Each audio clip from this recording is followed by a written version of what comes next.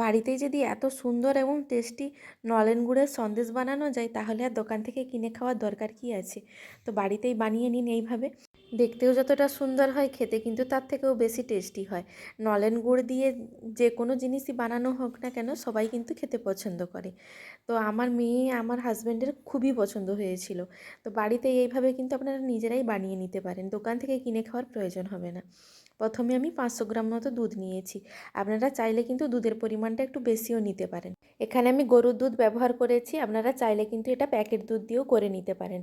আমি প্রথমে ছানাটা কাটিয়ে নেব, তার জন্য কিন্তু দুধটা ভালোভাবে ফুটিয়ে নিয়েছি। তারপর এখানে নিয়ে নিচ্ছি 1.5 চামচ মতো ভিনিগার, আর ভিনিগার দিয়ে আমি 2 চামচ মতো জল দিয়ে দেব। ছানাটা আমি ভিনিগার দিয়ে কাটিয়েছি, আপনারা চাইলে কিন্তু লেবুর রস কিংবা ছানা কাটানোর যে পাউডার হয় ওটা দিয়েও কিন্তু আপনারা ছানাটা কাটিয়ে নিতে পারেন।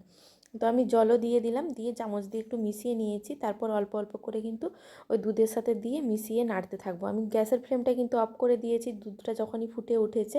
তারপর একটু একটু অল্প অল্প করে দিয়ে নাড়তে থাকবো। তারপর দেখবো, অপেক্ষা করব, ততক্ষণে কিন্তু ছানাটা হালকা হালকা করে কেটে যাবে।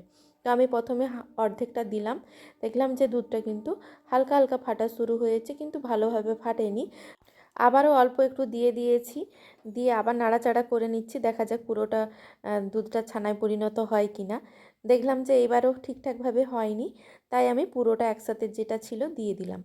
তো অনেকটাই কেটে এসেছে, আর অল্প একটু ছিল, হাফ চামচ মতো ছিল, পুরোটাই দিয়ে দিলাম। দিয়ে দেখুন নাড়তে নাড়তে কিন্তু অটোমেটিক ছানা আর জল আলাদা আলাদা হয়ে গেছে।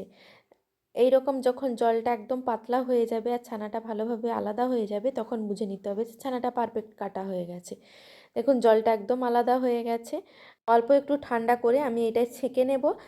ছানাটাকে কিন্তু ভালো করে জল দিয়ে ধুয়ে নিতে হবে, ঠান্ডা জল দিয়ে 2-3 বার আমি ভালো করে ধুয়েও নিয়েছি, যাতে ভিনিগারের একটা গন্ধ বা টক ভাব থাকে সেটা যেন চলে যায়।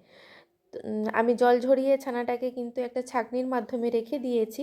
আর এদিকে গ্যাসের ফ্লেমে একটা কড়াই বসিয়ে নিয়েছি, কড়াইতে অল্প পরিমাণে একটু ঘি দিয়েছি, একদম অল্প দিয়েছি ঘিটা।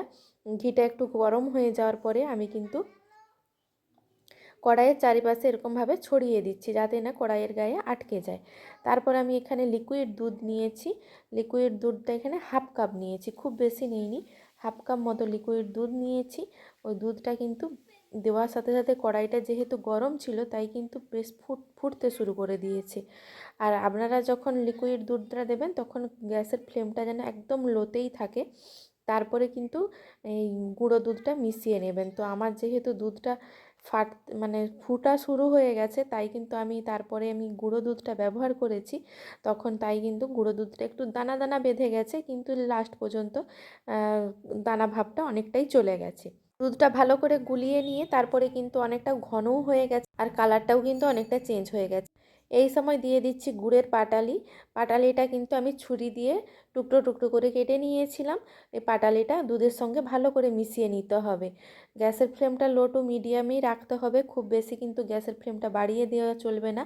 আর আমি ছানাটাকে ছেঁকে নিয়ে হালকা একটু হাতে মথে নিয়েছিলাম, যাতে একদম মসৃণ হয়। তো গুড়টাও ভালোভাবে গলে গেছে, এরপর কিন্তু আমি ছানাগুলো অ্যাড করে দিচ্ছি। ছানাটা অ্যাড করে দিয়ে খুব ভালোভাবে কিন্তু কন্টিনিউ নেড়ে যেতে হবে, যাতে ছানাটাও না দলা ভাব থাকে।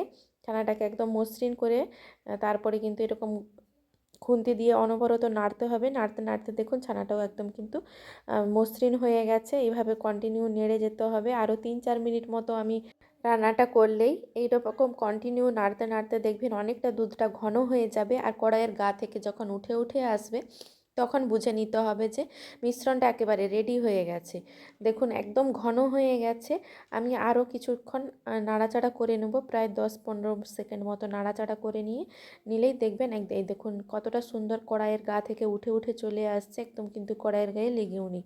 তো প্রথমে কিন্তু ঘিটা গরম করে নেওয়ার জন্য এটাই কিন্তু কড়াইয়ের গায়েতে একদম লেগে নেই। তো আমার একদম রেডি হয়ে গেছে, আমি কিন্তু একটা বাটিতে তুলেও নিয়েছি। আর একটু সাজানোর জন্য আমি উপর থেকে পেস্তা কুচি দিয়েছি, আপনারা এটা চাইলে দিতেও পারেন, নাও দিতে পারেন। তো পেস্তাটা একটু ভালো লাগে বলে তাই জন্য আমি গার্নিশিংয়ের জন্য দিয়েছি। আর আমি কেটেও দেখিয়ে দিচ্ছি কতটা সুন্দর হয়েছিল, দেখতে যতটা সুন্দর হয়েছে খেতে আগেও বলেছি খেতে তো অসাধারণ হয়েছিল। এভাবে অবশ্যই বাড়িতে একবার ট্রাই করে দেখবেন। আর রেসিপিটা যদি ভালো লাগে অবশ্যই লাইক কমেন্ট শেয়ার করবেন, আর চ্যানেলটি সাবস্ক্রাইব করে নেবেন।